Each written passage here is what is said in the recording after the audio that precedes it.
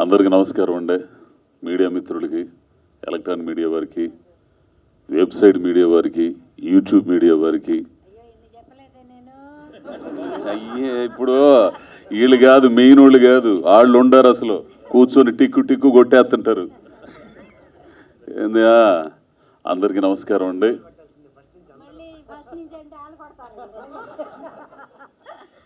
అందరికీ నమస్కారం. రాఘవరెడ్డి ఈ సినిమా చేయడానికి 2 మాటలు ఎక్స్ట్రా మాట్లాడినా కానీ ఏమనుకో, మాకు నా టైము. ఎందుకంటే వీళ్ళందరూ రియల్ ఎస్టేట్ వాళ్ళు అంటున్నారు, కానీ దీనికంటే ముందు శివ గారు కమ్యూనిజం భావజాలం గల వ్యక్తి. ఆయనకు దగ్గర అవడానికి ఈ సినిమా చేయడానికి కారణం కూడా అదే. అంతకంటే ముందు సంజీవ్, నేను వేషాల కోసం అడుక్కునే టైం దగ్గర నుంచి, చందనా స్టూడియోలో చిమ్ముకునే దగ్గర నుంచి తెలుసు మనిషి. నా చేత డబ్బింగ్ చెప్పించిన ఒక క్యారెక్టర్కి, ప్రేమిస్తే విలన్ ఉన్నాడు కదా, ఆయన బీజేయ గారి సినిమా, ఆ సినిమా పేరేం, దండపాణి గారికి డబ్బింగ్ చెప్పించిన మొట్టమొదటి వ్యక్తి నా గొంతు. అసలు నేను చెప్పకూడదు అనుకుంటా డబ్బింగ్. అసలు కేవలం ఈ మనిషి మీద నా గౌరవంతో చెప్పాను నేను. అప్పటి నుంచి మా ప్రయాణం. ఈయన ఎన్నో సినిమాలు చేశాడు, కానీ నాకు వేషం ఇవ్వాల. అంటే ఆయన చేసే స్థాయి, ఆయన పిలిచి నాకు వేషం ఇచ్చే స్థాయికి నేను ఇంకా ఎదగల.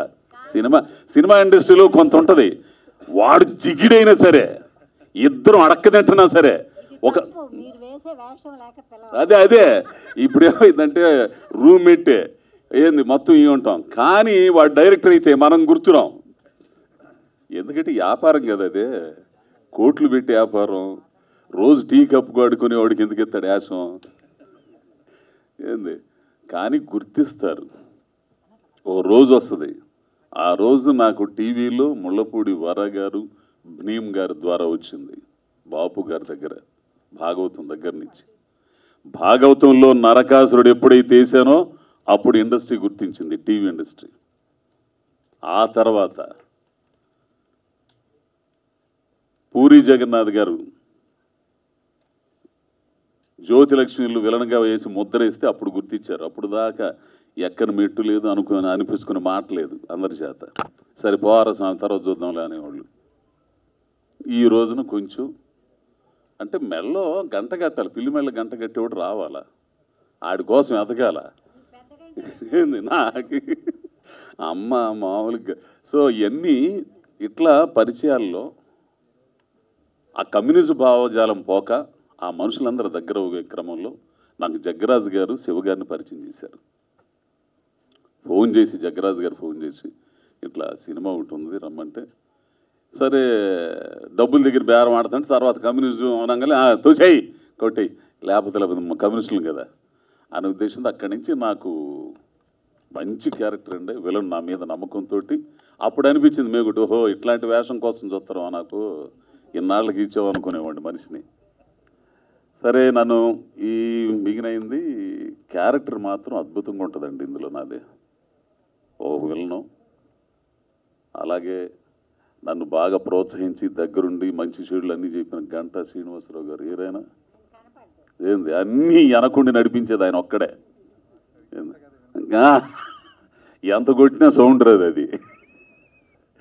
సో అలాగే ఇంకా చాలామంది ఈ ప్రొడ్యూసర్లు, అమ్మగారితో నేను చేయలేదు కానీ, పోతే మా మల్లి గారు మధురపూడి గ్రామం అనే, నేను అది సీరియల్ ఏదో చేసామనుకుంటా, సినిమా చేసామా అయితే షిప్పు పోతుంది.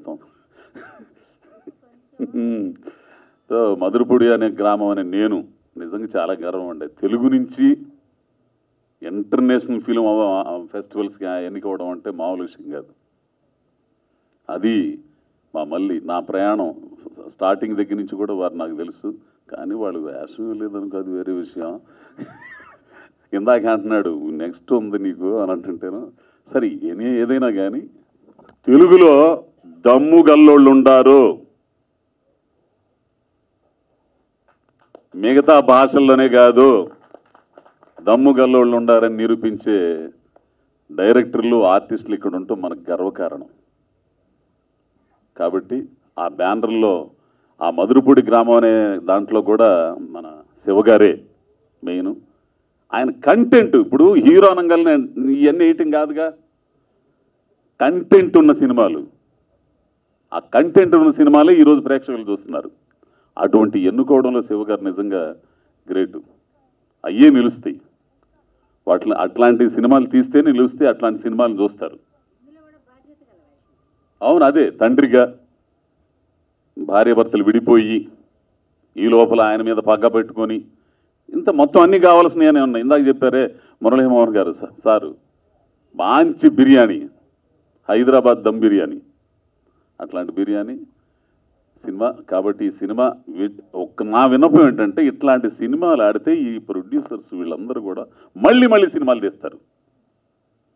వాళ్ళు రియల్ ఎస్టేట్లో సంపాదించిన డబ్బుని మళ్ళా ఇది చేస్తారు. ఆదరించాల్సిన బాధ్యత అంతా ప్రేక్షకులది. పెద్ద సినిమాలను ఎడిదిరిగా ఆదరిస్తున్నారనుకోండి, చిన్న సినిమాలు కూడా మీరు ఆదరించాలి. కంటెంట్ ఉన్నాయి కాబట్టి అయ్యో అనుకుంటే అది వేరే విషయం. కానీ కంటెంట్ ఉన్న సినిమాలు కష్టపడి తీస్తున్నారు, మీరు ఆదరించాలి. ఆదరించి ఆ విధంగా ఈ పరిశ్రమని బ్రతికించి, పరిశ్రమ అంటే కొన్ని వేల కుటుంబాలండి. ఈ ఆర్టిస్టులే కాదు, టెక్నీషియన్స్, కెమెరామెన్లు, లైట్మెన్స్, మేకప్, 24 క్రాఫ్ట్లు. ఈ పరిశ్రమ వేలాది మంది కార్మికులు ఉన్నారు. సినిమా పరిశ్రమ 3 పూలు 6 కాయలుగా వర్ధిల్లాలంటే కేవలం ప్రేక్షకుల చేతుల్లోనే ఉంది. ఆ ప్రేక్షకుల దగ్గర తీసుకెళ్ళే మీడియా చేతుల్లోనే ఉంది, ఇంకెవ్వరి చేతుల్లో లేదు, దేవుడి చేతుల్లో కూడా లేదు. కాబట్టి ఇట్లాంటి సినిమాలన్నీ ఆదరించి ప్రోత్సహించాలని కోరుకుంటూ, మా సంజీవ్కి, మా హీరో గారికే ఏంది, అలాగే నటించిన పెద్దలు అన్నపూర్ణమ్మ గారు, ఆర్టిస్టులు, ఈ కార్యక్రమానికి విచ్చేసినటువంటి పెద్దలు మురళీమోహన్ గారికి, అలాగే ముళ్ళపూడి వరా గారికి, నీలకంఠం సార్కి, మా మల్లికి, అందరికీ కూడా పేరు పేరున కృతజ్ఞతలు తెలియజేస్తూ. ఇప్పుడు కనపడ్డాడు మనిషి, ఇందాక పేరు పెట్టిన ఆడాడో ఉన్నాడు, గంటావారు ఏంది, ముఖ్యంగా గంటావారికి అందరికీ కూడా కృతజ్ఞతలు తెలియజేస్తూ ఈ సినిమా విజయవంతం అవ్వాలని కోరుకుంటున్నానండి. నమస్కారం.